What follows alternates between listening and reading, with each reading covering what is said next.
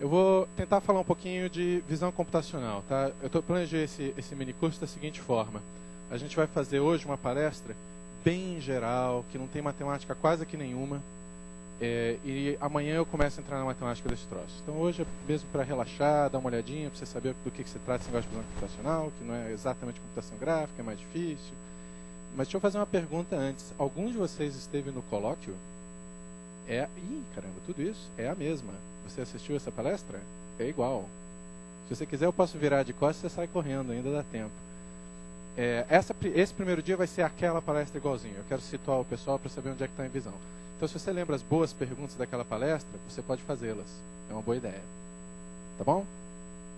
Bom, deixa eu falar para vocês do que se trata isso. Isso aqui é o resumo do que eu vou falar hoje, tá? Esse resumo aqui, o primeiro slide, eu ponho para mim, para eu lembrar do que se trata a palestra. A gente vai ver o que é visão, o que se trata, qual é o problema. Eu vou te mostrar para vocês como a visão é uma coisa super esperta, a visão humana, e vou mostrar para vocês também como a visão da gente é uma coisa muito, muito burra. E depois a gente vai pensar assim, bom, como é que a gente resolve esse problema da visão, que nós fazemos muito bem, a gente olha as coisas, a gente sabe interpretar, como é que a gente passa isso para o computador?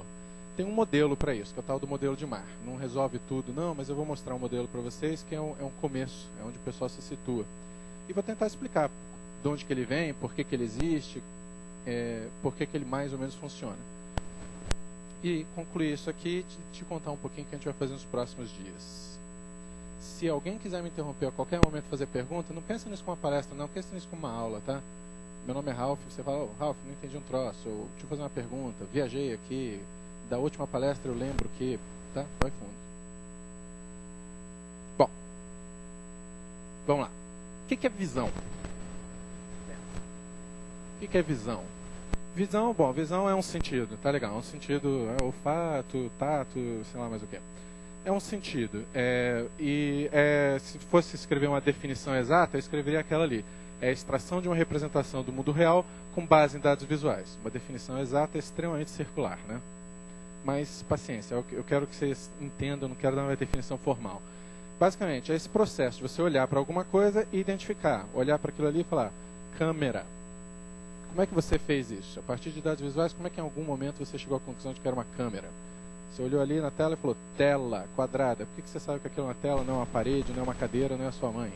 Entendeu? Isso é visão. Deixa eu tentar convencer vocês de que visão é importante. Existem estimativas de que a parte do cérebro dedicada à visão chega a ocupar 50% do córtex cerebral. Essa estimativa eu tirei daquele cara ali que escreveu um artigo em 1990.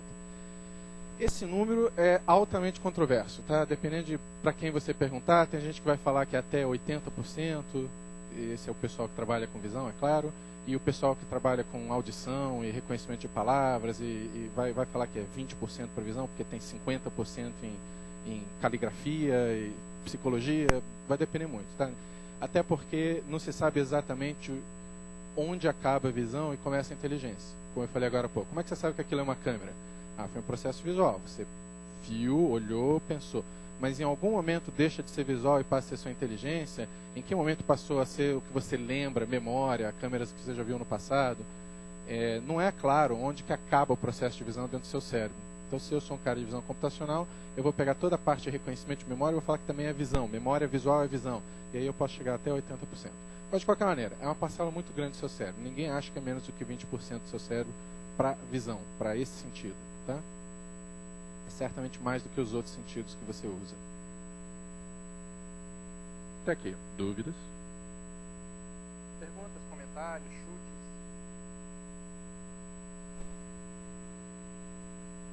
Tá bom. Bom, tá aqui uma maneira de você diagramar esse negócio de visão, tá? Deixa eu mostrar isso aqui para vocês. O que você tem aqui? Você tem o mundo real. Visão, como eu já falei, é o processo de você pegar o mundo real, extrair informações visuais, criar imagens. Isso você cria... eu quero que você pense em paralelo duas coisas. Ao mesmo tempo que eu estou falando de visão natural, eu já estou pensando em visão computacional. Se você está falando de visão natural, quem faz esse processo de pegar o mundo real e transformar em imagens é o seu olho, é a sua retina. Recebe os fotos e transforma em alguma espécie de sinal elétrico no seu cérebro, que seria uma imagem. Se você está pensando no computador, Quem faz esse processo daqui para cá é exatamente uma câmera. Pensa numa câmera digital dessa que você tem em casa. Visão é mais do que isso. Não é só gerar a imagem, tá? Gerar a imagem é fácil. É também você pegar a imagem e interpretar para gerar uma descrição. Essa é a parte difícil. A gente não sabe exatamente como a gente faz no nosso cérebro e existem pouquíssimos bons algoritmos computacionais para fazer isso aqui, daqui para cá. Como é que se relaciona a computação gráfica, essa que você está acostumado a ver todo dia, Shrek 2, que está passando no Telecine esses dias? A computação gráfica clássica, você tem a descrição do mundo real, você tem um modelo, você tem lá cilindros sólidos no computador, wireframe, algum tipo, e você gera uma imagem, gera um filminho. Essa é a computação gráfica clássica. Tá? Então, num certo sentido, visão é o processo inverso da computação gráfica clássica. Ok? Não é todo mundo que concorda com esse tipo de divisão, não. Tá? Tem gente que diz que computação gráfica é a coisa toda, que você não pode fazer computação gráfica aqui sem entender ali. Eu gosto de separar assim, porque como eu sou de visão computacional, eu quero dar mais importância para o meu peixe. Aqui eu coloquei também processamento de imagens, que é esse processo. Você pegar uma imagem e gerar outra. Então, por exemplo, quando você pega lá o Photoshop e tem um monte de ruído na sua imagem, você quer dar uma limpada na sua imagem, tirar o ruído, tirar aquele olhinho vermelho do neném da sua tia, aquele tipo de processamento de imagem, tirar o pontinho vermelho, tirar o ruído, botar cabelo no cara careca, isso eu chamo de processamento de imagem, você não está interpretando. Faz parte tanto de visão, porque em visão você faz um pouquinho disso antes de passar para cá, faz parte de computação gráfica também, que você cria uma imagem, depois você processa um pouquinho. Tá? Compressão, transformar aquela imagem BMP em JPEG, para quem sabe o que é isso, também é processamento de imagens. Aí eu pus aqui só análise de cena, seria você pegar uma descrição de uma imagem, converter em outro tipo de descrição, reconhecimento de padrões, tem muito a ver com inteligência artificial. E aqui só para fazer um triângulo, porque eu não queria ficar aberto, das descrições você usa os seus músculos para modificar o mundo. Esse pedaço aqui interessa para quem está fazendo robótica, porque aí você tem um robozinho, e se o robozinho conseguiu pegar o mundo, entender as imagens, fazer as descrições, o robozinho pode agora operar diretamente no mundo através dos seus braços robóticos. Para mim não vai interessar tanto, mas você pode ver onde é que isso encaixa. Dúvidas, perguntas?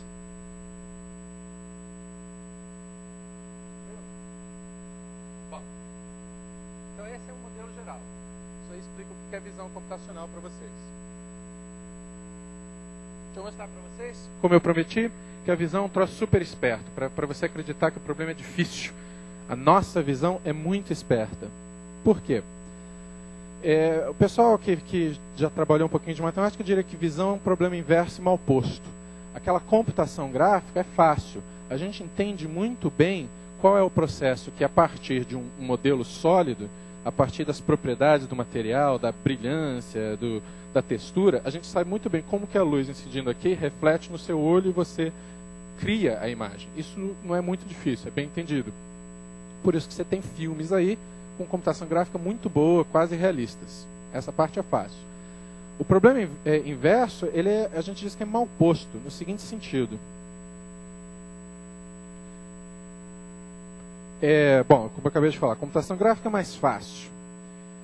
Mas olha só, uma pequena variação numa imagem pode levar a uma interpretação completamente diferente. Pequenas variações no dado de entrada, você muda um pouquinho o brilho de uma imagem e de repente você pode interpretá-la de uma maneira completamente diferente. Não acredita nisso? Vou te dar alguns exemplos. A visão é pior do que isso, não precisa nem de variação na imagem. Às vezes você pega a mesma imagem e você tem várias interpretações para ela diferentes, dependendo de quem está olhando. Visão é ambígua. E pior, né? Você ainda tem ruído. Quando você assiste a televisão, você está assistindo lá um jogo de futebol, você entende o que está acontecendo. Agora eu ponho um chuvisco na TV. Você não deixa de entender que aquilo é um jogo de futebol. Atrapalha um pouquinho, mas você ainda entende. A sua visão é esperta o suficiente para ignorar aquele ruído, conseguir mais ou menos ignorar aquele ruído para ver o que está por trás. Aliás, vou mais longe, a televisão todo dia sempre tem ruído, às vezes você nem percebe. A sua visão é esperta o suficiente para driblar o ruído e fazer você entender o que você está vendo. Nesse momento, a imagem que está entrando no seu olho está cheia de ruído, e você nem está ciente disso. Tá? Então a sua visão é super esperta, consegue ignorar ruídos e consegue se virar apesar da ambiguidade. A ambiguidade que eu digo, eu gosto sempre de botar essas ilusões de ótica para ilustrar essa ambiguidade. Vocês já conhecem essa? O pessoal que estava aqui na outra palestra já conhece, né? O que é que vocês estão vendo ali? uma velha. Tá vendo uma velha? Tem uma velha aqui, ó, tá vendo? Narigão, uma boca aqui assim, um olhinho aqui assim, olhando para baixo, né? Mas se você der uma piscadinha, você vai ver uma moça. O olho está aqui olhando lá para longe, nariz pequenininho aqui, arrebitado, o queixo aqui assim, talvez esteja vestindo um colarzinho. Todo mundo enxerga as duas interpretações? Não? Qual que você viu a velha? Ó, é uma moça, aqui é o cabelo dela, ela está olhando para lá, para trás. Esse é o olho. Aqui, tá vendo? É a sobrancelha dela, ela está olhando para trás. Essa aqui é a orelha dela. Ela está olhando para lá. Tá assim, ó. Tá assim. Colarzinho, aqui é o queixo. Aqui é o rosto dela olhando para lá. Tá vendo? Por isso que vale a pena assistir. A velha, ela é meio caricata. Desculpa, a velha é meio caricata, tá? Ela tem um narigão aqui para baixo, ela está olhando assim, ó. Para baixo, nessa direção. Narigão, um olho aqui meio caricato, o outro olho estaria aqui, mas ela está olhando nessa direção. Aqui seria a boca dela, e ela tem um queixo pontudo, ela está assim enfiada assim. Consegue chegar não? Ela olha para lá assim, ó. Ela está assim. Depois eu mando essa imagem para você ficar treinando em casa. A velha olha para lá. De qualquer forma, visão ambígua. Ilusões de ótica servem para ilustrar isso. Como é que você sabe qual é a interpretação correta? Ah, você não sabe. Mas mesmo assim você conseguiu se virar e ver pelo menos uma das duas. Pelo menos uma das duas. Agora, essa mesma imagem leva a gente a crer que a visão é uma coisa esperta, porque ela consegue pegar uma imagem essencialmente ambígua e tirar uma interpretação dela, isso é fantástico. Mas também leva a gente a crer que a visão é burra. Afinal de contas, eu consegui enganar alguns de vocês. Você não conseguiu ver ainda a velha, todo mundo que olhou viu uma coisa primeiro e levou um tempinho até descobrir a outra. Então, peraí, visão é esperta ou é burra? Nesse sentido, a visão é burra, ela falha. E as falhas da visão natural são as ilusões de ótica que você conhece. Elas mostram falhas da sua visão, coisas que não estão lá que você enxerga, ou coisas que estão lá e você não vê.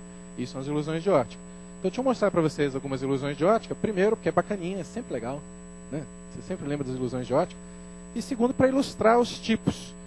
A gente separa as ilusões de ótica em 4 tipos. Ambiguidades, que é essa que a gente acabou de ver, da velhinha. É uma situação ambígua, tem 2 interpretações, é impossível saber qual é a correta. Tem distorções.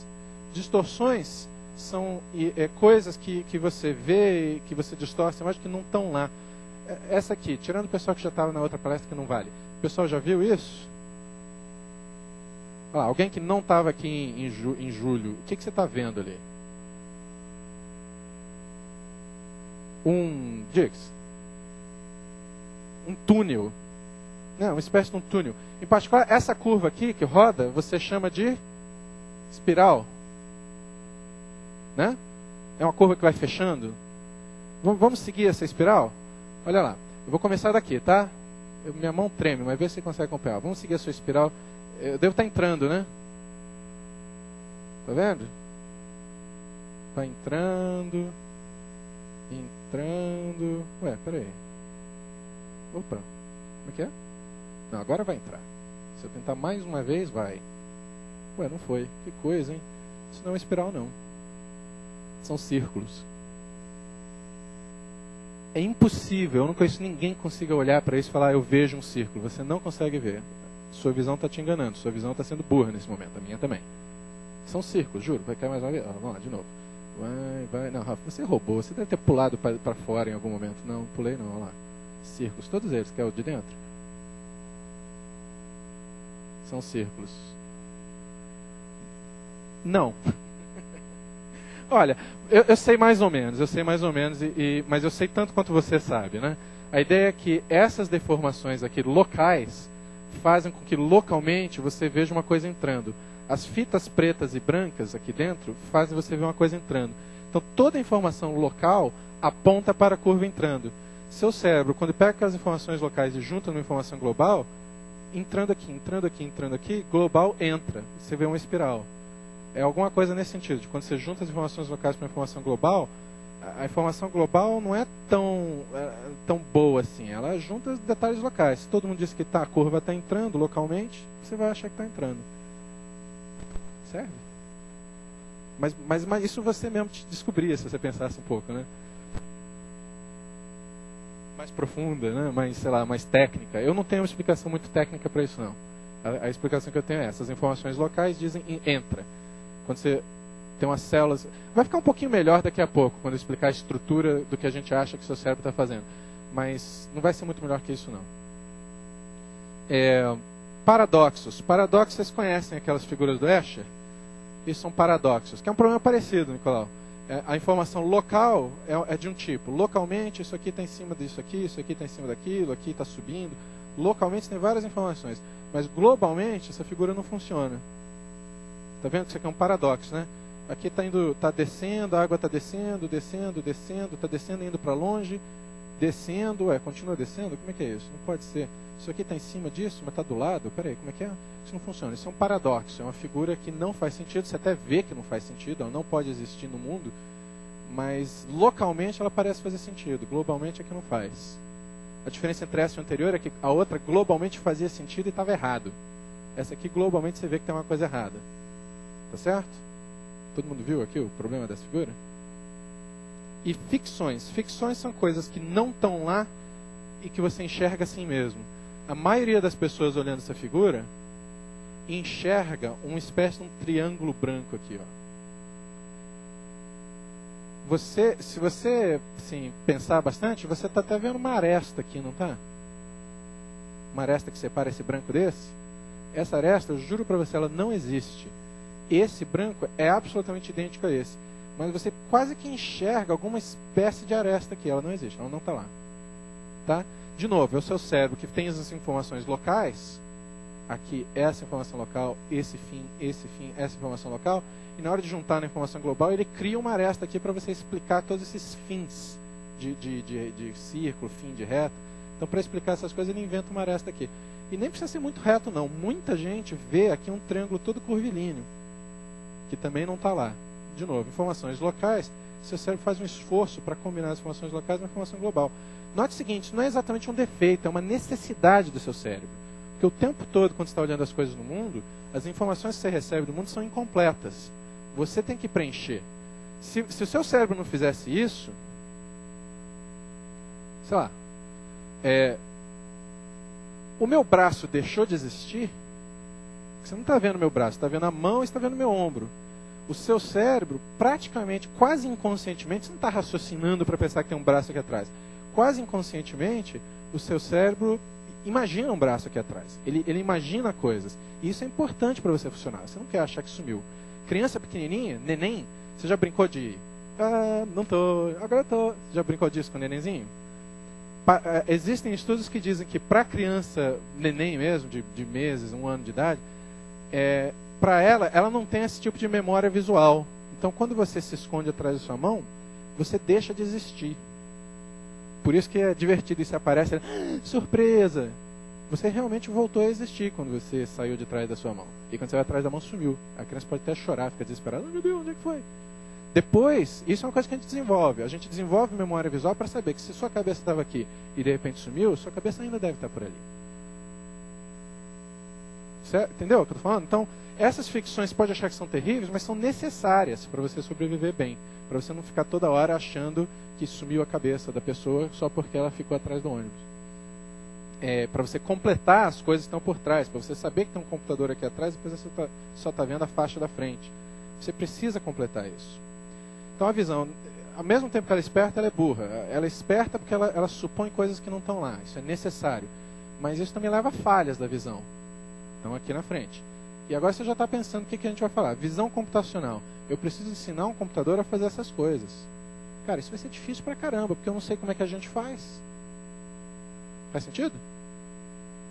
Então estou convencendo vocês que visão computacional é difícil e que por isso o pessoal que faz visão computacional deve ser muito bacana e deve ter uns cérebros enormes, deve ser gente muito mais inteligente do que todo o resto do mundo e a gente merece ganhar mais dinheiro. Né? Tá. É isso.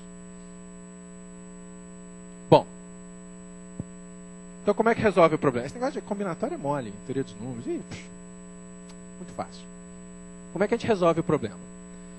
Tem um modelo para ajudar a gente a pensar no problema da visão computacional de maneira geral. Estou falando de visão geral aqui. Eu queria um sistema visual que fosse capaz de enxergar essa sala e falar quantas pessoas tem, quantas cadeiras tem, se bobear, dá o nome de cada um.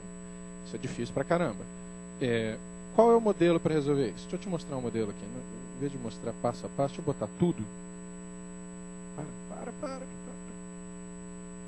Foi demais. Volta. Isso. Esse é o chamado modelo de mar para visão, de tanto visão natural quanto computacional. Deixa eu tentar explicar ele para você. É a pior slide da palestra, tá? Depois melhora. Bom, a ideia é a seguinte. Você começa aqui. Você tem luz, fótons, que entram no seu olho ou numa câmera. Já pensa nos dois ao mesmo tempo, visão natural e computacional. O processo chama-se conversão fotônica, você gera uma imagem digital. Esse pedaço é mole. A gente sabe fazer, a gente tem câmeras digitais, câmeras que nem aquela ali, fazem isso muito, muito bem. Tá? Gera uma imagem digital. Aí você começa o processamento dessa imagem digital. Um processamento que eu vou chamar de processamento de baixo nível. Qual é a primeira coisa que eu faço com a imagem? Você vai fazer as seguintes coisas. Você vai fazer uma filtragem, aquele negócio do ruído que eu falei, tirar os ruídos para melhorar a qualidade da sua imagem. Isso tanto no computador quanto no seu cérebro. Seu cérebro também faz isso. Faz uma filtragem. Fazer um pequeno agrupamento inicial, que esse agrupamento basicamente é detecção de arestas. Ou seja, você vai fazer um cartoon daquela imagem. Detectar as arestas, detectar os bordos dos objetos. Esse é o primeiro processamento que seu cérebro faz, e por isso muita gente acredita que deva ser o primeiro processamento que o computador vai fazer. Esse tipo de processamento é feito logo na saída do seu olho. Um bocado dele é na retina ainda, tá? Então, até aqui, esse pedaço do processamento é bem entendido. O pessoal faz experimentos com macacos, faz umas coisas meio... Eles põem eletrodo no cérebro do macaco e treinam o macaco a olhar num ponto e tenta detectar se as células estão disparando muito ou pouco, o que os neurônios estão fazendo. Esse pedaço aqui é mais ou menos bem entendido. O pessoal mais ou menos sabe que realmente começa por aqui o processamento. Gera-se uma coisa que eu vou chamar de um esboço primitivo. Por assim dizer, um cartoon. Tá? Onde você eliminou as redundâncias. Você olha para mim, essa blusa preta aqui não é muito importante, é redundante. Se você souber o bordo da blusa, que por aqui é preto, você meio que deduz o resto depois. Tá? Então, nesse esboço primitivo, você tem a seguinte informação. Bordo do Ralph, borda das letrinhas, tem um preto ali no meio. Você não se preocupa com os detalhes do preto tanto assim. Esse é o esboço primitivo, um cartoon. Segundo processamento, você vai pegar esse cartoon e tentar extrair as seguintes informações. Informações de movimento, você vai checar se aquela imagem está se mexendo, o que está se mexendo. Informações de estéreo, você tem dois olhos. Isso ajuda você a deduzir o que está mais longe e o que está mais perto. Você vai usar isso nesse momento do processamento. Sombreamento. Eu vou dar exemplos daqui a pouco, mas basicamente é o seguinte. Quando você olha para a minha testa e vê o nível de sombreamento, tem um ponto brilhante aqui assim na minha careca, tem aqui atrás é mais escuro, aqui é um pouquinho mais escuro. Esse tipo de informação faz você deduzir o formato da minha testa. Faz sentido o que eu estou falando? Ajuda. Não é a única coisa, mas ajuda. Tem um ponto brilhante, esse ponto deve estar apontando mais ou menos na direção da luz espelhada, alguma coisa assim. E textura. Informações de textura te ajudam também. Eu vou dar uns exemplos daqui a pouco, como é que essas coisas entram, tá? Essas 4 coisas estão ajudando você a criar um primeiro esboço quase tridimensional. Isso aqui era um cartoon, era bem bidimensional. Isso já é quase tridimensional. Você me vê movendo daqui para cá, isso te ajuda instantaneamente a separar Ralph do resto do mundo. E você já sabe que eu estou na frente daquela mesa. Por quê? Porque eu estou me mexendo na frente da mesa. Então, essas informações te ajudam a fazer um esboço que eu vou chamar de 2,5D. Não tem nada a ver com fractal, não. Esse 2,5D é o seguinte. Você já sabe mais ou menos o que está na frente do que. Você talvez não tenha ideia exata da profundidade exata das coisas, a distância exata. Mas você já tem uma ideia do que está na frente do que. Você já tem uma ideia de quais são os objetos. Você já separou o Ralph do fundo da sala. Esse é o esboço 2,5D. Desse esboço 2,5D, onde você já tem uma certa ideia de profundidade, agora você vai fazer a formação de objetos. Você vai falar assim, bom, se eu estou vendo aqui o braço direito de um cara andante, do outro lado deve ter um braço esquerdo. Não é uma superfície que começa aqui, faz assim e acaba ali na nuca. Não é isso. Deve ter uma cabeça do outro lado também. Você começa a formar objetos na sua cabeça. Você nem está vendo, mas que você deduz de experiência passada.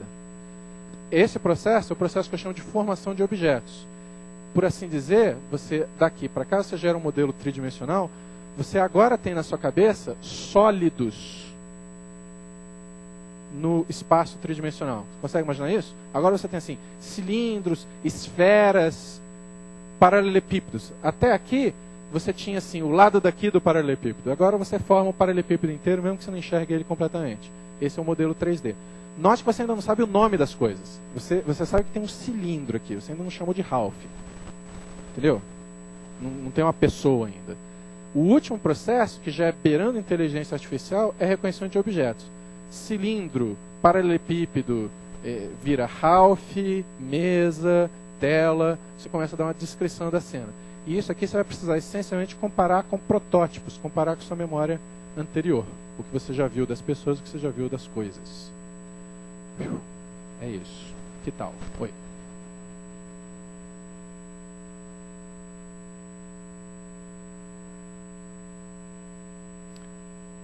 Logo aqui. Olha só, a pergunta dele é se miopia, hipermetropia, astigmatismo, onde é que atrapalha? Atrapalha logo aqui. A imagem digital que você gera tem mais ruído do que devia, está mais borrada do que devia. E chega... Se fosse uma borração, não sei. Se fosse coisa pequena, se fosse um pequeno ruído, o seu cérebro seria capaz de consertar. Mas a miopia é séria o suficiente que a sua imagem digital está corrompida o suficiente que você tem dificuldade de fazer o resto. Então, miopia, hipermetropia, astigmatismo é logo aqui o problema. Existem casos de pessoas que têm danos no cérebro mesmo, em outros locais do cérebro, que vão ter defeitos em outras áreas aqui. E triste que seja, a existência dessas pessoas ajuda muito o pessoal que faz pesquisa a descobrir o que está acontecendo. Então, existe, por exemplo, um caso de um cara que teve um dano cerebral e que ele é capaz de fazer todos os processos, exceto o último. Então, você pergunta para ele, o que é aquilo? É uma forma arredondada, parece uma bola. Quem é? Não sei. Pô, é a sua esposa, você não consegue reconhecer? Não, eu estou vendo. Mas você enxerga os olhos dela? Enxerga os olhos.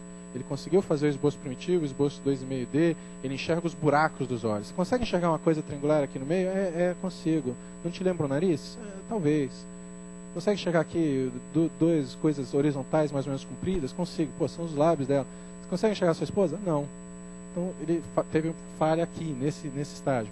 E existem pessoas que têm falhas em diferentes estágios desse processo. Isso ajuda a justificar por que esse modelo parece funcionar. Miopia não. Miopia aqui embaixo. Logo na saída. Seu óculos conserta a conversão fotônica e daqui para cá você conserta. Legal? Oi.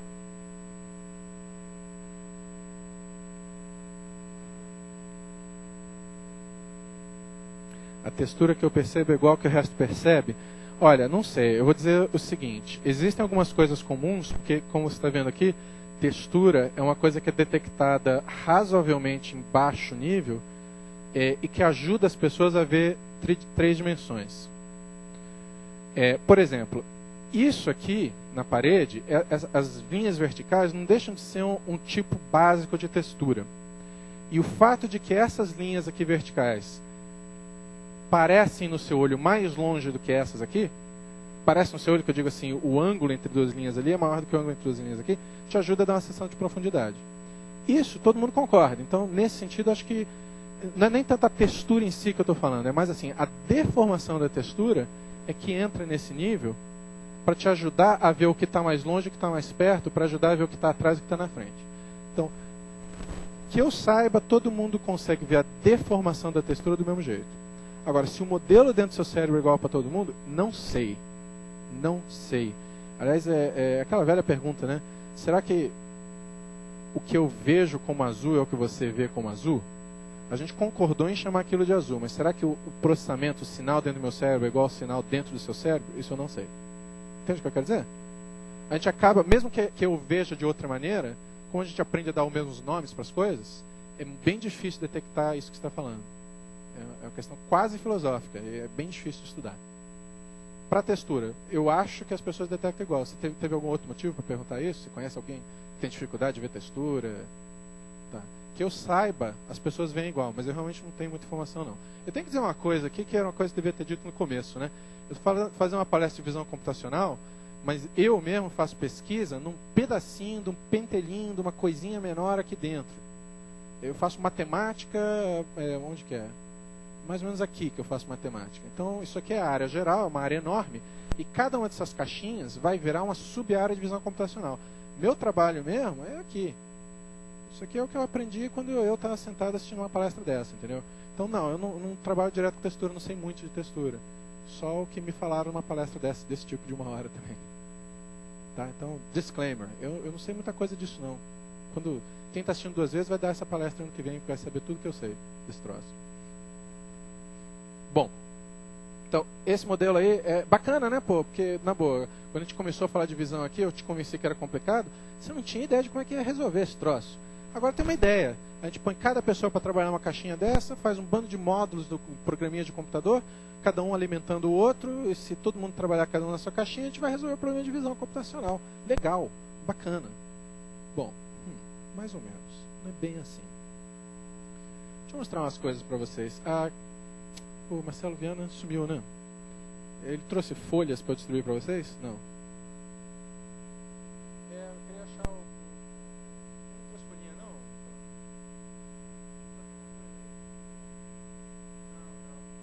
Vou copiar uma coisa.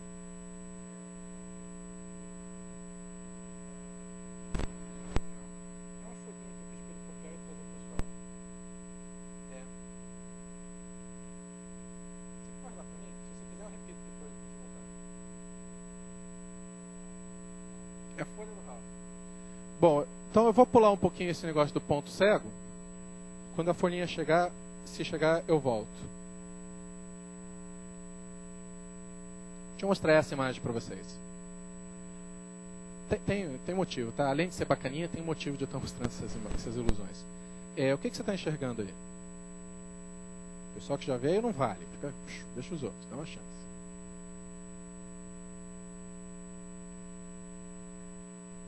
Tá, se você já veio da outra vez, agora você pode falar assim, para o resto da galera ficar impressionada. Fala assim, é óbvio que... Não lembra, não?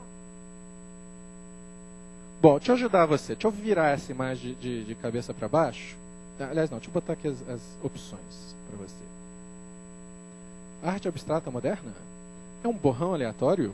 Será que é a mapa da Argentina? Sei lá, né? O mapa da Argentina, aqui, ó, a Patagônia, Terra do Fogo lá embaixo. Será que é isso? Será que é um esquema de velocidade dentro do tornado?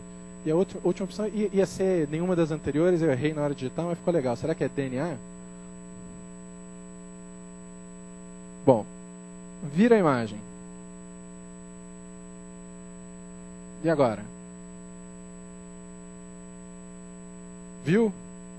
Muita gente vê quando eu viro a imagem bem instantaneamente, mas tem gente que leva um tempinho também. Isso aqui é um rosto, né? Tá vendo? Nariz, boca, olhos. Eu juro que é a mesma imagem que eu virei de cabeça para baixo. Por que a gente tem tanta dificuldade com essa? E essa aqui, bom, não é tão fácil assim, mas por que a gente consegue enxergar isso aqui? Mesmo sabendo que isso aqui é um rosto, você tem muita dificuldade de enxergar esse rosto aqui. Por quê? Palpites.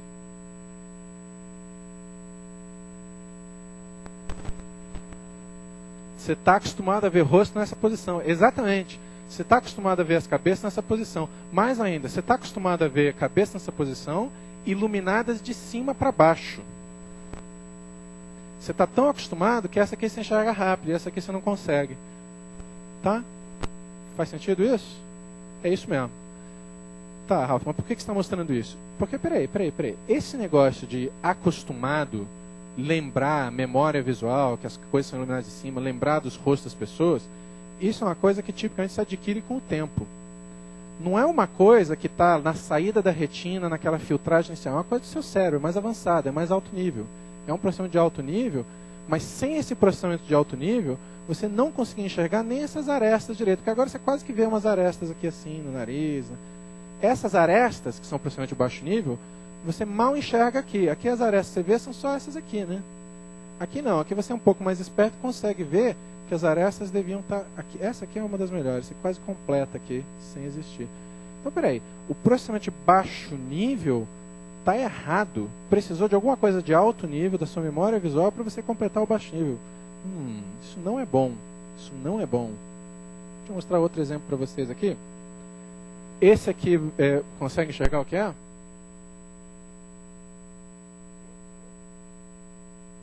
Um dálmata, tá vendo? Dálmata, todo mundo? Não é fácil não, esse aqui é difícil. Tem um dálmata aqui, ó. Aqui é a orelha dele, o focinho, pata. pata. Tem um dálmata aqui, ó. Deve ser um dálmata, e sei lá, isso aqui são sombras, talvez no chão, árvores, folhas, mas o dálmata está aqui. Engraçado isso, né? Você reparou que quase não tem informação nessa imagem? Não tem nada ali. Tem um bando de borrão preto. E você conseguiu deduzir que tem um cachorro ali e ainda chutou que é um dálmata. Mas todo mundo faz isso. De novo, a visão é esperta, você conseguiu fazer isso. E a visão é burra, porque não está lá de fato. Você completou, isso foi super esperto. Se isso for um dálmata, você é muito esperto. Se isso não for um dálmata, você é muito burro. Entendeu? Essa imagem tem dois motivos. Eu estou colocando aqui porque é mais um exemplo desse de ilusão. É mais um exemplo desse de conhecimento de alto nível interferindo com processamento de baixo nível. Dálmatas, você já viu dálmatas na sua vida? Você já viu cachorro na sua vida? Você acostumou com eles. Você não nasceu sabendo o que é um cachorro. Mas agora, ao saber o formato geral de cachorro, você consegue enxergar esse cachorro a partir daqui e começa a completar arestas que era para ser um processamento de baixo nível na saída do seu olho. Peraí, de novo, processamento de alto nível interferindo no baixo nível. Isso é um mau sinal. Tem outro motivo de eu botar essa figura aqui, que é o seguinte, eu te dou a referência. A grande maioria das figuras que você está vendo, a grande maioria das coisas que você está vendo aqui, saíram deste livro. Então está aqui o crédito para o Naua. Livro muito legal. Quem quiser estudar isso, assim, fazer uma introdução à visão computacional, esse livro é um ótimo começo. Tá? Bom.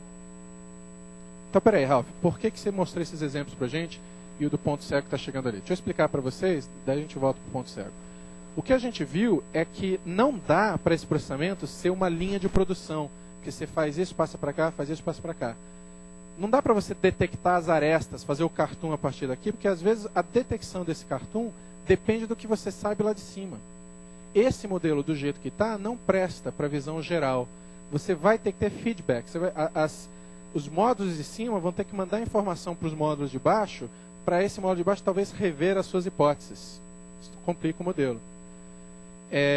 Aliás, existe quando o pessoal que estuda o cérebro detectou conexões. Eles sabem mais ou menos onde é que essas coisas são feitas. Tá? Isso aqui é na saída da retina, isso aqui é V1, eu acho que é o nome do lugar onde faz isso, MT, eles deram nome para as regiões do cérebro que fazem isso. E eles detectaram que de fato há conexões de volta para as regiões que fazem as coisas de cima. Tem neurônios que voltam para as de baixo. Então tem que ter feedback desse jeito. Aliás, deve ser mais complicado que isso. Deve ter feedback de tudo que é módulo para tudo que é módulo aí praticamente. Esse negócio é uma zona. Não é tão fácil assim. O modelo de Mar é ótimo para começar a pensar no assunto, mas não é só uma linha de produção, não.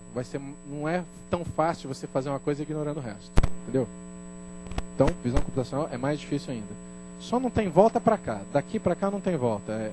Quando o seu olho faz a conversão fotônica, não tem muita volta, não. Mas o resto é uma zona. Vamos fazer um negócio de ponto cego?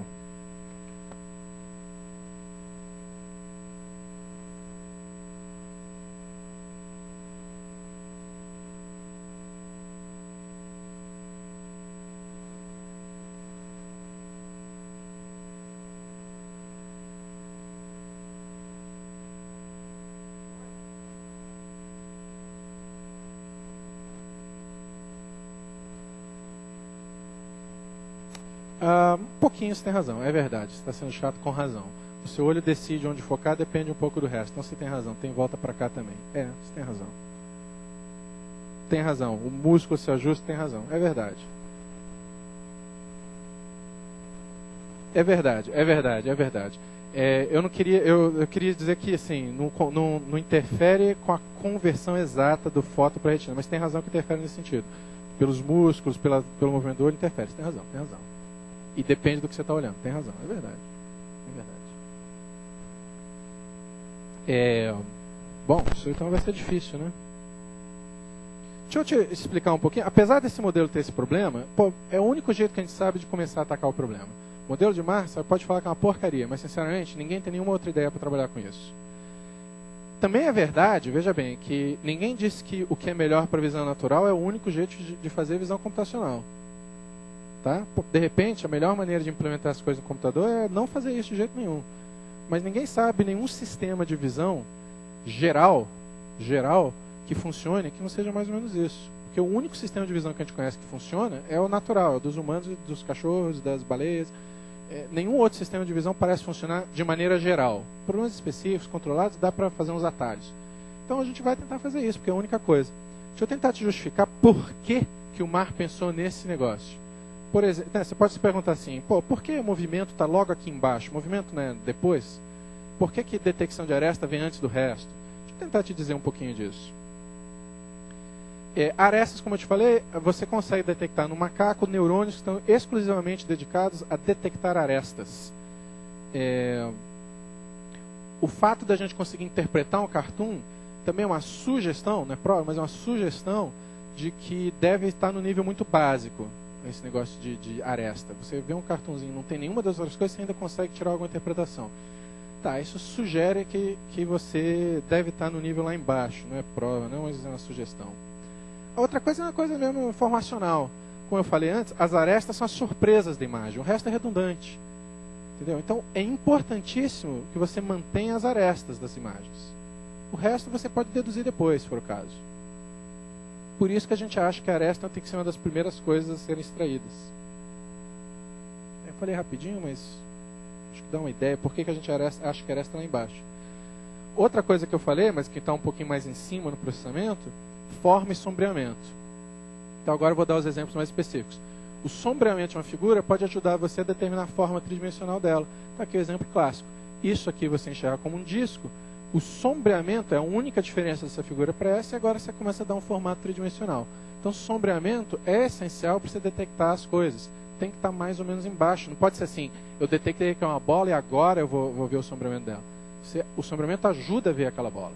Então tem que vir antes de você enxergar as coisas tridimensionais. Agora, por que a gente acha que a aresta vem antes do sombreamento? A gente acha que a aresta é mais importante. Olha essas duas figuras. O sombreamento das duas, se você medir mesmo, fizer um corte aqui assim, o sombreamento das duas é idêntico. Branco, cinza, preto, é idêntico. Mas você interpretou isso como sei lá, um cume, uma coisa está perto de você, ou você interpretou isso como uma descida e você chutou que a luz está vindo de lá aqui, enquanto aqui você chuta que a luz está vindo de cima. Por quê? As arestas é que fizeram você pensar assim. Elas têm o mesmo sombreamento, exatamente o mesmo, essa linha aqui, esse corte dá o mesmo nível de cinza, mas você vê formatos distintos porque as arestas te levam a isso. Então a gente acha que a aresta tem uma importância maior. Tá? O que mais que eu tenho aqui para mostrar para você? De textura, né? Que você tinha falado de textura. Quando eu estava falando de textura, eu estava pensando em textura como maneira de te ajudar a enxergar as coisas tridimensionais. Não é tanto qual textura, que também é importante, tal, mas assim, a deformação desses círculos faz você ver aqui uma imagem tridimensional. Textura tem que aparecer cedo no processo, porque sinceramente a única coisa que faz você ver uma coisa tridimensional aqui é a textura, não tem mais nada ali. Não tem aresta, não tem sombreamento, só tem textura. E você enxergou um pano. Aliás, quando eu falei círculos deformados, quem disse que são círculos? Até onde eu sei, isso aqui são elipses que estão espalhadas pelo plano. Não, você está enxergando uns circulinhos, umas coisas quase circulares, deformados para dar esse aspecto tridimensional, concorda? Então textura é importante, tem que vir cedo, tem que chegar cedo no processo, porque é essencial para determinar algumas formas. Tá? Oi. Tá, você está dizendo que essa textura aqui quase que faz um sombreamento? Tá, mais ou menos. Mas note que, desculpe, eu estava tentando separar assim, sombreamento são as características que vêm da reflexão da luz. Essa sombra que você está enxergando aqui não é tanto uma sombra, não é tanto da reflexão de luz, é um aglomerado de texturas, entende? Então, você tem razão. Em geral, as pessoas iam dizer que isso aqui é uma sombra, mas não, eu estou tentando separar. Isso aqui não vem de reflexão de luz. É impossível, olhando essa figura, eu não sei de onde a luz está vindo. Então, sombreamento para mim é reflexão de luz e textura é esse efeito. E mesmo esse pedaço, que eu não sei se eu chamaria isso de sombra, você já enxerga alguma coisa, entendeu? Por isso que eu estou tentando separar. Mas tem razão que, em geral, as pessoas nem separam muito, né? Elas vão chamar aquele finalzinho lá de sombra também. Não é bem isso que eu queria, não. Obrigado, bom comentário. Comentários, dúvidas? Sombreamento. Sombreamento também ajuda. Deformações de textura podem determinar uma forma tridimensional. Tá. Estéreo eu não vou falar muito. Eu imagino que a maioria de vocês tem uma ideia de como o fato de você ter dois olhos contribui para você enxergar as coisas em 3D. Basicamente, a diferença entre o que você vê em cada um dos dois olhos, essa figura que você vê no olho esquerdo é ligeiramente diferente da que você vê no olho direito. Você já brincou de deitar na cama, botar o dedo assim, ficar assim, piscando o olho assim, aí você, dedo pra lá, dedo pra cá, dedo pra lá, dedo pra cá. Nunca fez isso, não? Tá. Mas a diferença, como o meu olho esquerdo está vendo meu dedo lá na direita e meu olho direito está vendo meu dedo lá na esquerda, isso faz eu deduzir que esse dedo deve estar muito perto do meu nariz. Entendeu? Isso é estéreo. Estéreo ajuda a ver tridimensionalidade nas coisas, a ver 3D, mas é muito importante você perceber que estéreo não é tudo, não. Tem muita gente que acha que o fato de você ter dois olhos é o que você faz ver as coisas em 3 dimensões. Não é bem assim, não, tá? É uma das dicas. Mas na boa, você fecha o olho e de repente tudo fica num plano na sua frente? Não. Por quê? Porque tem as outras coisas também. Textura, sombreamento, movimento, que contribuem. Só porque você ficou com o olho, você nunca mais enxerga 3 dimensões? Não é bem assim também não, tá? E uma prova de que estéreo é muito importante são aqueles random dot stereograms. Você já viu aquelas figurinhas assim que você olha, não vê, só tem preto, branco, preto, um bando de pontinho. E aí o pai só fala, relaxa, faz de conta que está olhando lá no fundo. Aí você olha, relaxa. Aí de repente alguma coisa aparece em 3D, parece um aquário. Como é que chama aquilo em português? Eu nem sei. Olho mágico, não sei, olho mágico, Magic Eye, né, que chama o livrinho. Vocês já viram essas coisas? E que é um horror. Eu passei anos tentando enxergar aquelas coisas, não conseguia de jeito nenhum. Eu sabia exatamente qual era o processo matemático, técnico de fazer o negócio e não conseguia enxergar. Me dava uma raiva. A miopia atrapalha um pouco, diga-se de passagem, com aquelas coisas. Mas aquilo é uma prova de que estéreo é muito importante, porque ali só tem estéreo, praticamente. Tem textura, mas não para te ajudar a ver a tridimensionalidade. Para ver a 3D só tem estéreo. Então isso é prova de que estéreo vem cedo. Existem formas 3D usando apenas estéreo e mais nada. Estéreo é importante. Tá, vamos fazer 2 experimentos agora rapidinho.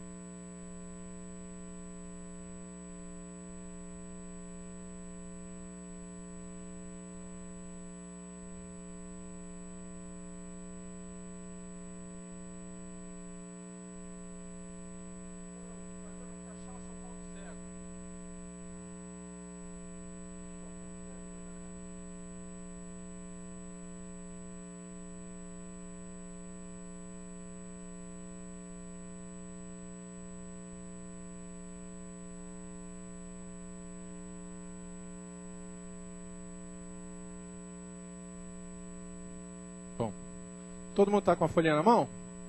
A ideia é a seguinte, isso aqui é um experimento muito simples.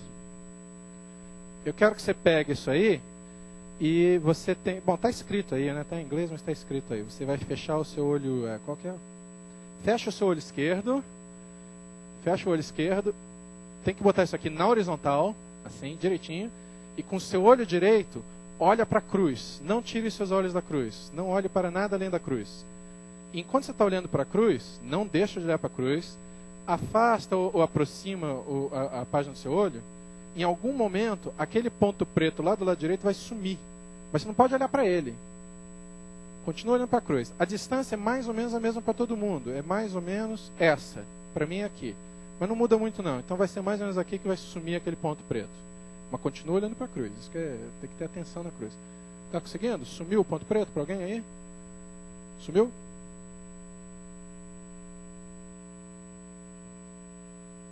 Deixa eu explicar para... Sumiu para todo mundo? É meio braço de distância, mais ou menos. Mas tem que olhar para a cruz. E tem que ser com o olho direito, olhando para a cruz. E tem que estar na horizontal certinho, senão não vai dar certo.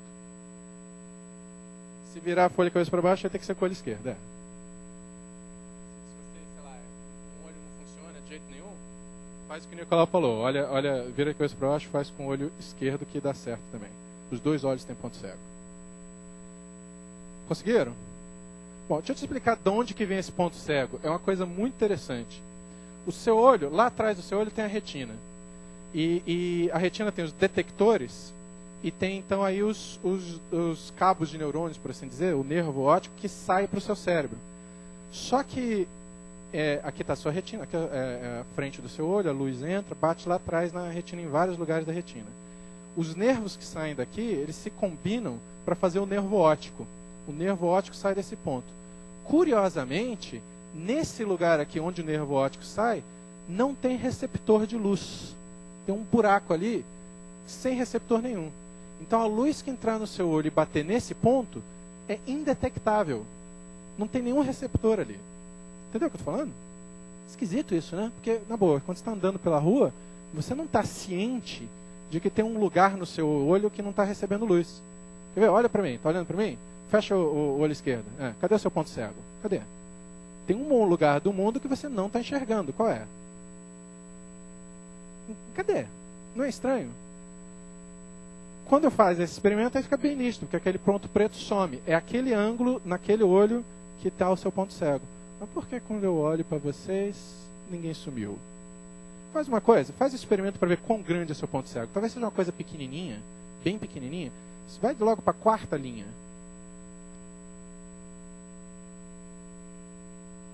Vai para a quarta linha. Esse ponto cego deve ser pequenininho, por isso que a gente nem percebe. Uou, sumiu. Se você deixar bem na horizontal, a quarta linha, aquele círculo preto some. O teu ponto cego é grande pra caramba. Conseguiu? Sumiu? Até o Big, né? O Big não... Eu tenho dificuldade de fazer ele sumir todinho, mas some. Eu não consigo fazer ele sumir. A palavra Big some, eu não consigo fazer o quinto círculo sumir. Ah, não, sumiu. Sumiu. Aí tem que acertar o ângulo direitinho, mas some. Bom, então esse ponto cego é grande. Por que você não está ciente dele? Faz uma experiência. Vai na última linha. Ah, não sumiu a elipse, não some não. Mas tem uma coisa muito curiosa acontecendo no último. Vamos ver se alguém descobre.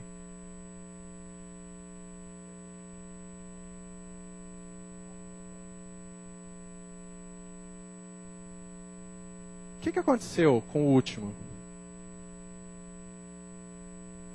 Sumiu. Mas o que... isso que é interessante. O que ficou no lugar? Ficou um achurado? Peraí, como assim? Assim, de onde que veio esse achurado? Tudo bem, sumiu o círculo preto, mas... Aliás, se você fosse esperto, você se perguntava isso desde o primeiro. Quando sumiu aquele ponto preto, lá no comecinho, ficou o quê? Ficou um nada no lugar? Não, ficou um branco. Você não estava ciente de que tinha um ponto faltando. Você só estava ciente que tinha um ponto faltando porque você tinha visto antes que tinha um ponto lá. Então, tem uma coisa esquisita acontecendo aqui. O seu cérebro está preenchendo aquele buraco com o que ele acha que é mais provável. E nesse caso, errou redondamente. Preencheu com achurado, que, convenhamos, ali dentro não existe. Naquele ponto preto não tem achurado nenhum. Seu cérebro inventou aquele achurado. Então, por que você não sabe do seu ponto cego? Porque todo dia, toda hora, existe um ponto cego, está ali, daquele lado direito ali, mas o seu cérebro está inventando alguma coisa para botar naquele lugar. Isso não é, assim, aterrorizante?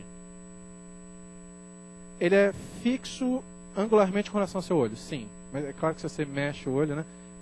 O ângulo de entrada é fixo. O ângulo lá no fundo, ele mexe junto com o olho. É isso que você está perguntando? Ele mexe junto com o olho. E, graças a Deus, como você tem dois olhos, os pontos cegos dos dois olhos, na grande maioria dos casos, sempre caem em lugares distintos. Um olho ajuda a completar o outro. Mas aquele negócio, se você fechar o olho, sumiu o mundo? Não. Agora seu cérebro está completando. Isso é assustador. Se você está dirigindo, fecha um olho e calha de aquele motociclista no espelho retrovisor, está exatamente no seu ponto cego, você vai preencher aquela imagem com asfalto. Sério. Seu olho vai inventar alguma coisa para estar lá. Quando você falar para ele, pô, mas eu não te vi, você não viu mesmo. Ele não estava lá, ele estava no seu ponto cego. Péssimo exemplo. Isso não é o que o pessoal chama de ponto cego em carro, não, tá? Não é isso que o pessoal chama de ponto cego, mas você entendeu o que eu quis dizer, né? As coisas somem e você inventa alguma coisa para botar no lugar. Isso é assustador e é mais um exemplo do processamento de alto nível interferindo no processamento de baixíssimo nível. Você inventou arestas ali daquele achurado. Inventou. E foi o seu cérebro lá em cima que inventou isso. Tá? Bacana esse troço, né? Bom, para terminar, deixa eu mostrar um último exemplo. Rapidinho. E aí a gente passa para o Nicolau. Olha só. A última coisa que eu queria mostrar é sobre o movimento. Você reparou que naquele esquema eu coloquei movimento como um dos fatores iniciais no processamento. Eu coloquei o movimento como algo que te ajuda a determinar as coisas que você vê no mundo. Isso surpreende muita gente. Porque muita gente diz assim, não pode ser assim, Ralph. Você deduz movimento, né?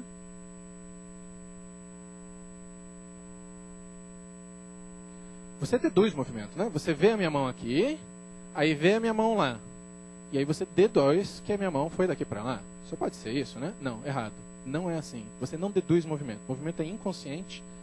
E eu vou mostrar para vocês uma figurinha, um exemplo, que vai demonstrar claramente que o movimento é inconsciente e também sujeito a essas ilusões de ótica. A ideia é a seguinte.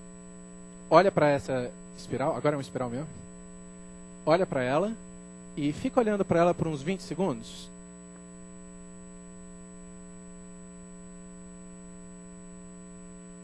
Você está com sono. 20 segundinhos, olha lá. Não tira o olho dela, tem que ficar com o olho fixo no centro dela. Se você mexer o olho, o efeito não é tão bom.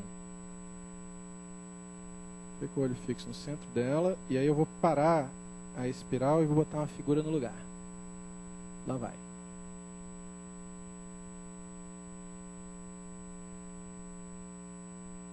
Enxergou? Você deve ter visto, você ficou olhando aquela cara crescendo.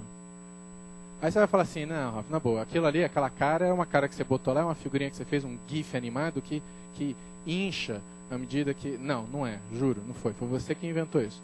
Se você está duvidando, vamos fazer de novo. E em vez de olhar para lá, você olha para minha cara. Se você acha que a minha cara está inchando, aí eu não posso fazer nada. Vai lá. Olha para lá 15, 20 segundos. Eu vou marcar aqui 15 segundos, tá? E quando você estiver pronto, você olha para minha cara.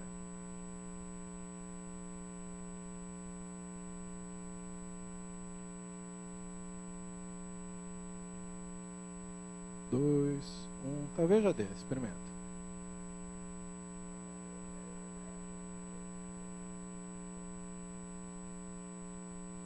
O que está acontecendo? Isso demonstra que movimento não é uma coisa consciente que você deduz. Você sabe que a minha cara não está inchando, você tem consciência disso, mas você vê o movimento da minha cara assim mesmo. Esse movimento está sendo detectado por alguns neurônios lá embaixo no processo visual e você não tem como evitar isso. A explicação mais ou menos, eu vou falar muito brevemente, porque eu já estou atrasado, é a seguinte. Você tem neurônios que estão ali só para detectar movimento. Tem um neurônio que está olhando para aquele ponto ali da tela, escolhe qualquer ponto da tela. Aquele ponto da tela, tem um neurônio que está olhando só para lá e tudo que ele faz é ver se há movimento para fora naquele ponto. Tem um neurônio só para isso. Para cada ponto do quadro tem um neurônio, para cada direção tem um neurônio. Aliás, tem um neurônio para cada ponto e direção. É mais ou menos assim que acredita-se que a coisa funciona.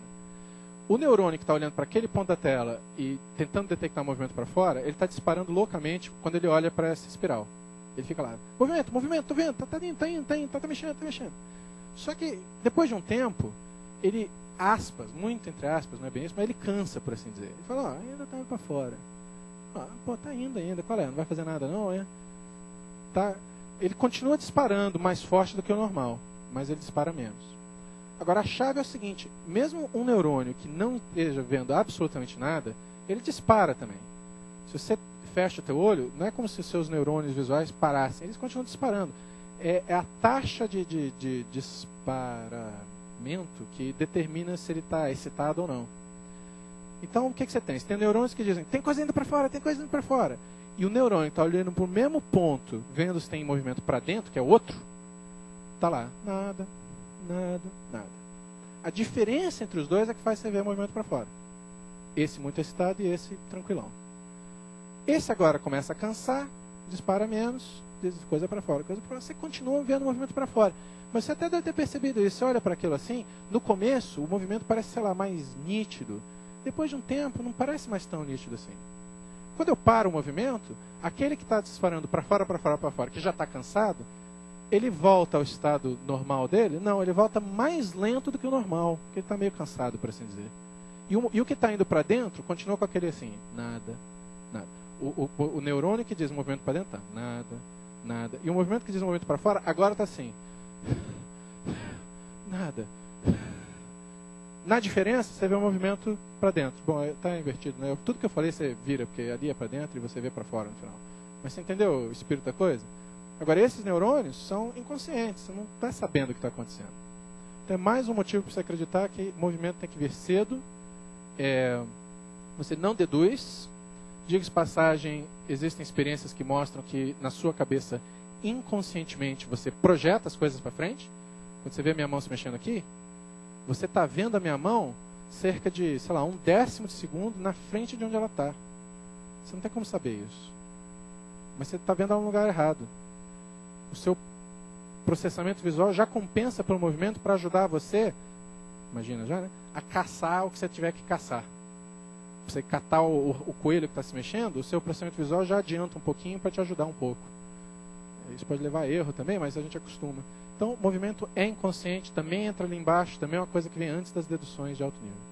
Perdão eu ter me adiantado, melhor eu parar agora. Amanhã, o que eu vou fazer? Eu vou entrar no modelo de mar, e aí eu vou entrar na matemática chata. Eu não vou mais fazer essa coisinha bacana, não. Eu vou entrar no modelo de mar, naquela caixinha onde é a minha pesquisa, fazer um pouquinho de geometria diferencial. Então, eu vou passar do geral desse panorama para uma coisa bem pequenininha, bem específica.